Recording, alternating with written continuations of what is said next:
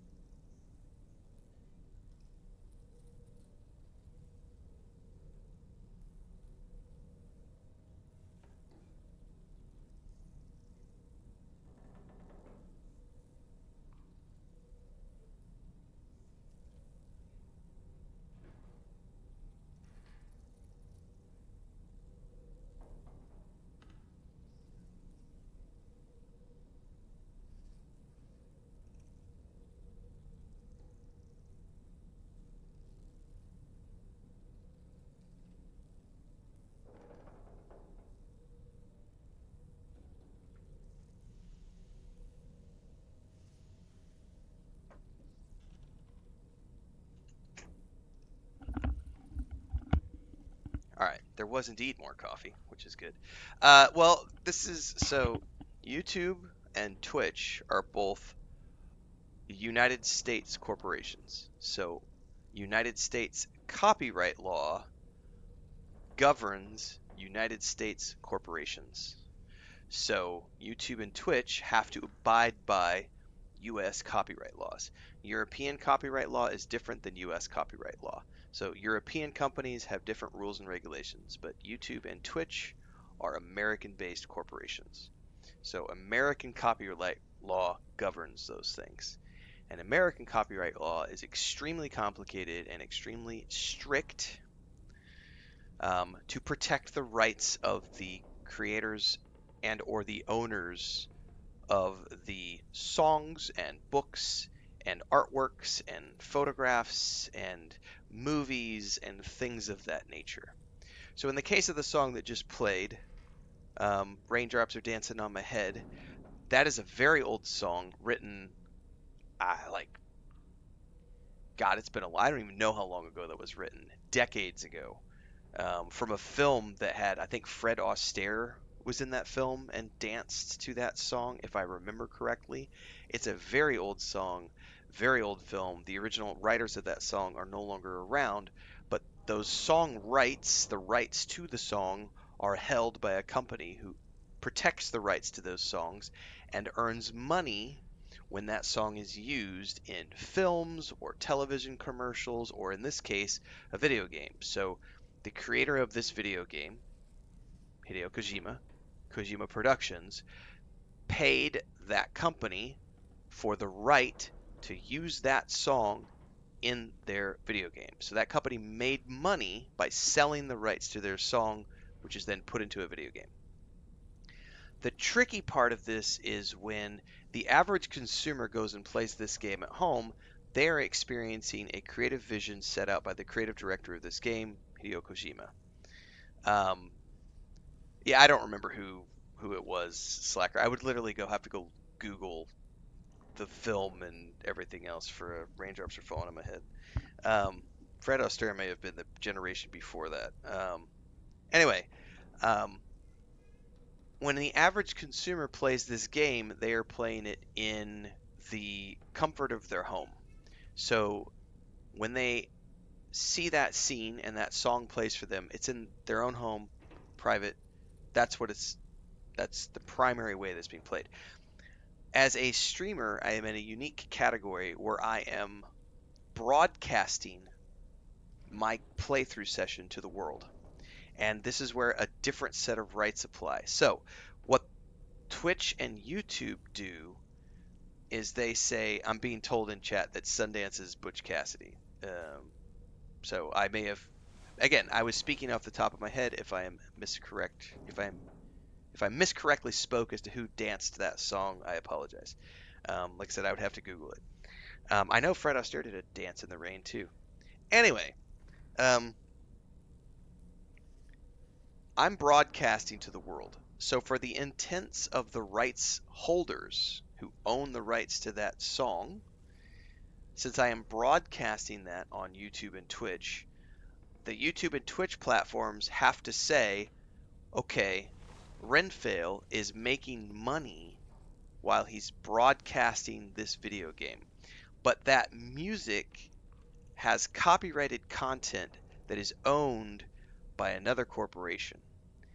And Renfail does not own the rights to that song to distribute it to the rest of the world. Therefore, the algorithms for YouTube and Twitch are going to take the music when they recognize a copyrighted track, they take that revenue and they pass it on to the rights holders because that's how copyright works.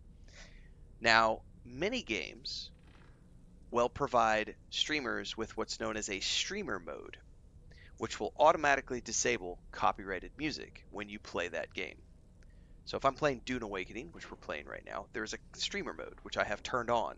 So it disables all of the copyrighted stuff. Most recently, we played The Altars. The Altars has a copyright streamer mode. Guardians of the Galaxy, if you play that game from Marvel, which we played a few years ago, that game had a copyright mode because they use a lot of like 70s classic rock and stuff. So if you are a streamer and you are playing a game that has a streamer mode, it will disable that copyrighted music so that you don't have to deal with any rights issues while you're streaming. Hideo Kojima, for his creative vision, has said, I don't want the music to be able to be disabled. I want the music for me is an integral part of my creative vision for the game. You'll note that in the game options, even, my camera just did a weird focus thing. If I go to the game options here, here, you'll notice that we can go to the system and we can go to options and we can go to music. There is no way to turn off the music of this game. There's only one volume, master volume. There is no, so most games you'll see it'll have something like master volume, sound effects, combat music, music, narrative, or voices. It'll have like 7 or 8 options, and you can adjust all of those options in the game. In this case, Kojima has said, no, no, no, no, no. You're going to play my game the way I want you to play my game. And so everything is on by default, and you don't get to turn it off. And they have a website that literally tells you if you don't want to receive a copyright ding while streaming this game, when you hear copyrighted music, you need to mute the audio on your stream so that you don't accidentally get hit with a copyright ding. Pain in the ass for me as a streamer, but in terms of the audience who purchases these games and plays, I am a very small percentage of people who actually play these games. Like the vast majority of people playing Death Stranding 2 are playing it in the comfort of their living room where the copyright issue does not come into play. So it is a, it's an inconvenience for me, and it's a bit of a, as the audience watching my streams, you're gonna miss out because I still get to hear the audio, but I have to mute it for the stream so that I don't get dinged on my videos by YouTube and Twitch. Because if I get dinged, what happens is all my revenue, at least on YouTube, all my revenue goes towards the rights holder for that song, and then I don't get a paycheck. And on Twitch, what it will do is it will mute the audio. So if you try to watch the video playback on Twitch, that whole portion of the video will be completely muted, including my audio, because Twitch will just say, we don't want to deal with the rights. We're going to mute that whole section to protect the rights of the music holder. So rights are complicated things. That's why most video games don't use copyrighted music in their games, because to purchase those rights, it's expensive and it's very complicated when you have people who are streaming your game. And we're in 2025. Streaming is a big deal. This is also one of the reasons people have asked me, "Hey, Renfield, why don't you cover the live Game Awards shows? Like, you know, June had like the Xbox Game Show and Showcase and things of that nature." The reason I don't cover game shows live is because the vast majority of game trailers these days use licensed music because they're using some sort of music track to do a 2-minute trailer to promote their game. And that just turns into a nightmare for me because I lose all the revenue from those streams and it's a pain in the butt. It's just a big pain in the butt because I can go back and clear the audio with the YouTube AI tools, which allow me to strip the songs out of the videos. But for the entire time that I'm waiting for that video to process and edit that music out, I'm losing all of the revenue that is coming in because it's going to the rights holder until such time as the audio is stripped out of the video. And the vast majority of revenue I make happens during the live stream and immediately after the live stream. So by the time I've processed the music out, I've already lost like 90% of the revenue that I would have earned for that in the first place. So I have just learned over the years that it's not worth it to me to cover live events. And I was genuinely shocked that Kojima did not have a streamer mode for this game. I didn't know that that was going to be a thing. And then I went to their website, and their little advice is just mute the audio when the songs play if you're going to be streaming this game. And I was like, that's literally what you're telling streamers? Okay, well, I love the game, but that part sucks. But anyway, that's just a since people were asking about copyrights, um, copyright laws are there to protect those of us who own copyrights. I own a lot of copyrights. I'm an author with 25 million words in print. I've published video games. I've published a number of books. I have a lot of stuff out there in the world in terms of creative property that I've created and make money off of. So copyright is a big deal, and I 100% believe in the protection of copyrights. Um, in this instance, though, I do think games that use copyrighted music need to provide streamers with a copyright free mode or a streamer mode, which automatically disables that music from being played so that we don't accidentally get dinged for things. Um, but copyrights are important. If I write a book, the last thing I want is somebody being able to take my work and adapt that work and make a movie off of my work, or to sell a PDF of my work. That we don't want that to happen because it's my creation. Only I should be allowed to monetize and create money off of my creation. And if I do give permission for somebody to use my work in a creative format, I still need to be compensated for that, and that's what copyright protection is for. Um, so it's complex, but again, copyright law depends on where you live in the world. But because YouTube and Twitch are U.S. companies, they are bound by U.S. copyright law, which is way more strict than copyright law in other parts of the world. And I could go on for days about this because actually, this is my day job for many, many years dealing with copyright. So it's a fun topic. But yeah, I even says, does YouTube copyright strikes you to protect yourself as YouTube? Because if YouTube doesn't strike you, me as an owner, instead sue a streamer who've made a few seconds to go after YouTube who have a lot. Yeah, well, that it still all boils down to copyright. Um, it still all boils down to the copyright. Sparky says, I'm not a copyright holder, but in my opinion, streaming games with their music should go under fair use. I also believe that in cases where a company, a video game company, has chosen to use a piece of music and put it into a video game, if I'm streaming said video game, I do believe that that should be fair use. But copyright law does not agree with that.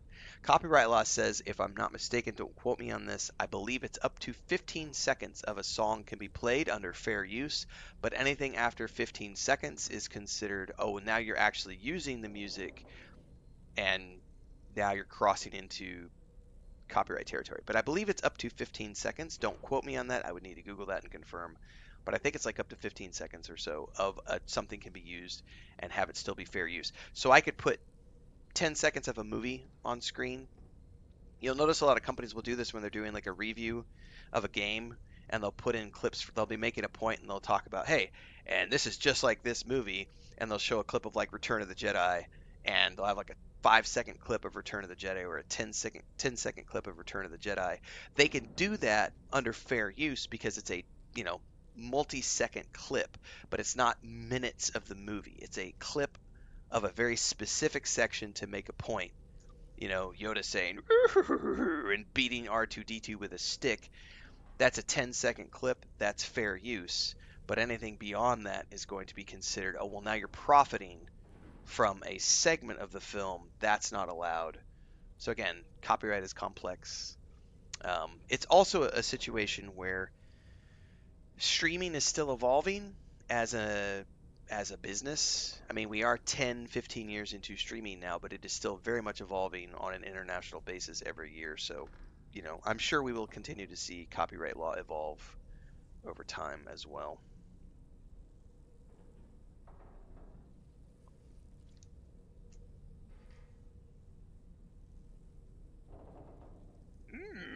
Younglings.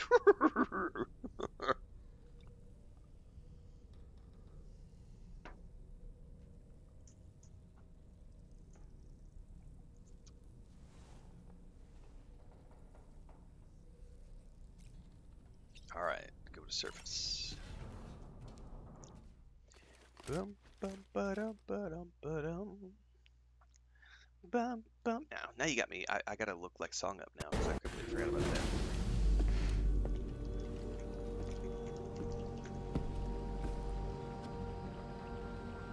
Raindrops Keep Falling on My Head was written by Burt Bacharach and Hal David for the 1969 Butch Cassidy and the Sundance Kid film. Really? What song am I thinking of?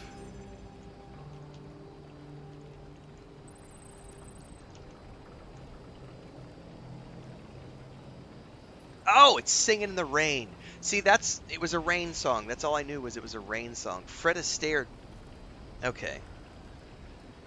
Okay. So it wasn't even Fred Astaire. It was Gene Kelly, Singing in the Rain, 1952. I just remembered a dance film with one of the dance stars from the 50s, and it was Singing in the Rain. And it wasn't even Fred Astaire. It was Gene Kelly.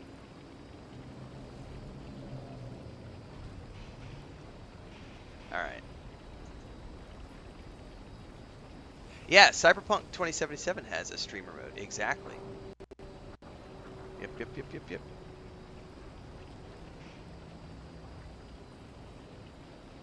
Absolutely. And that game has a lot of copyrighted and uncopyrighted music. So the cool thing about Cyberpunk 2077 is they have a lot of original music that they paid for. And so they own that music. So like when you're driving in your car around Cyberpunk 2077 and you're listening to the radio, those tracks are all owned by Cyberpunk. Well, they're owned by CD Projekt Red. And they have given those songs free usage so that you can play their games and stream those games, and you'll never, ever, ever get copyright dings because CD Projekt Red has said this music was created for this video game. We don't care who uses it worldwide. You're free to use that music when you play our game. However, Cyberpunk 2077 also has licensed music from, God, I forget the name of the artist. It's a female artist. She sold a license, and if I remember correctly, CD Projekt Red told me when I started playing the game, they said these specific like 5 songs licensed by this artist can be freely used for the next 5 years, but after that 5-year period, you may get dinged on YouTube for them. So they offer a streamer mode in Cyberpunk 2077 to turn off any of the licensed music that might play. Because even though we have the right to use that music for the next 5 years, if my YouTube video is still up in 5 years and the rights go away, I could get dinged for that movie 5 years down the road. So even Cyberpunk 2077 has an interesting case scenario where they have a streamer mode, even though they do have the vast majority of music in the game as their own music that they've paid for to be created. It's complicated. I don't think that those. I don't know of any streamers that play copyrighted music in the background, Sherrod. And if they do, they're definitely. Yeah, I don't. I know that many streamers will have, like, you can go to SoundCloud and other places and pay for, man, this is complicated rights again. Um, Creative Commons music, music that has been created under a Creative Commons license, which is then allowed to be freely used everywhere around. I don't know of any streamers that use licensed music, because the algorithms immediately detect that shit immediately. And on Twitch, it will mute the VOD. I don't know if I can show this. Can I show this? Let me see if I can show this. I'm not sure that I'm supposed to show this on Twitch, but I am going to show something really quick. I don't think I can get in trouble for sharing this. I probably shouldn't. Anyway, I'm not going to share it. On Twitch, in my dashboard, I'm looking at it right now. I have a section where it says copyrights in your channel. You have 0 copyright strikes on your channel. If you accumulate 3 copyright strikes, your account will be terminated or may be terminated. And then it talks about how Twitch complies with the DCMA and similar laws worldwide. When we receive a DMCA notification that target content on your channel, it is processed under our DMCA guidelines and may result in a strike being issued to your account. When this happens, you'll be notified on Twitch, and details about the claim will be email addressed to blah, blah, blah, blah, blah. So if you play music on your Twitch stream that is copyrighted, en 10 minutos fue, gracias.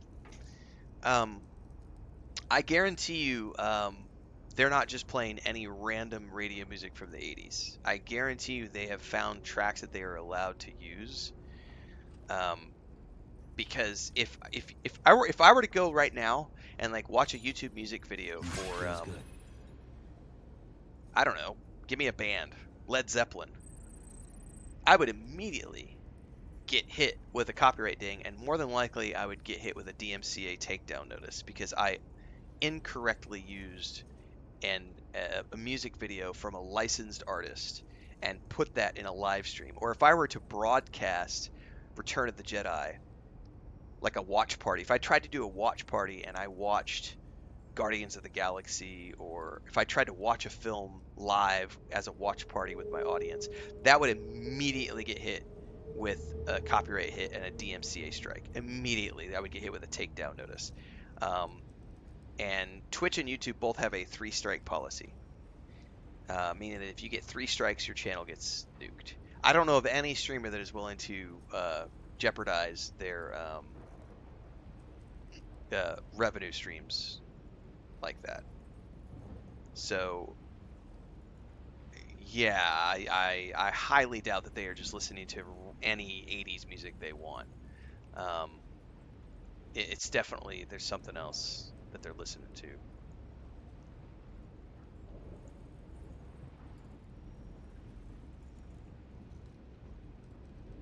Oh, YouTube is way stricter than Twitch.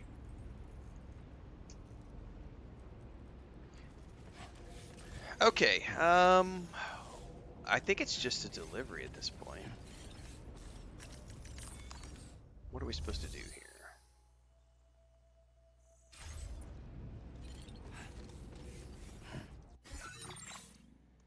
Take on a main order at Rainbow Valley, which is just down the road. Can I repair my vehicle here?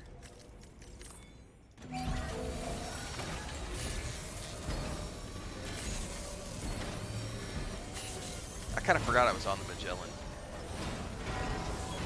Patched up and good to go. Now, if I'm not mistaken, Rainbow Valley doesn't have.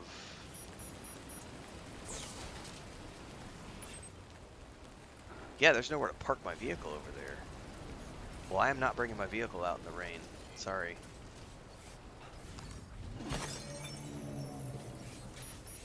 We'll just run over there. Oh, the rain just stopped.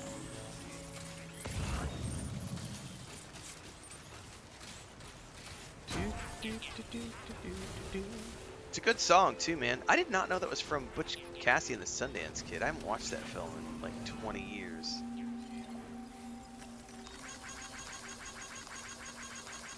It's a good movie. It's a really good movie if you've never watched it.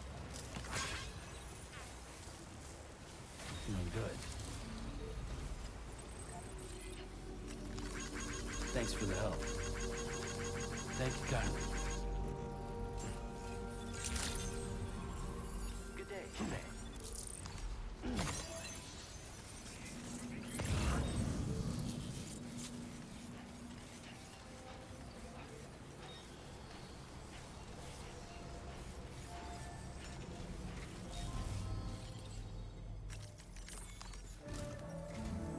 Sam, your next order requires you to recover an escaped kangaroo. What? The subject of an important experiment. Seems the We're bushland definitely in area Australia. it hopped off to is one where the chiral density is extremely high, meaning you'll need to get it back to the animal shelter ASAP to ensure its safety. This is a ticking clock situation, Sam. I'll brief you on the details while you review your map. Well, if it's a Accept the ticking main clock, order from this delivery terminal when you're ready to get I'm gonna underway. save this for next time if it's a timed mission.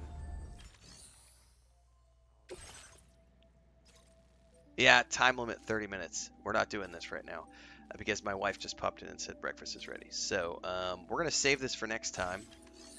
I am gonna go eat my breakfast, and then we're gonna be back with Dune Awakening here after breakfast. So in about 30 minutes, 30, 45, I should be back with Dune Awakening. Maybe a little bit less. I don't know that I'm gonna go for a walk. If it's still raining outside, I'm not gonna go out. It's been raining like nonstop, so.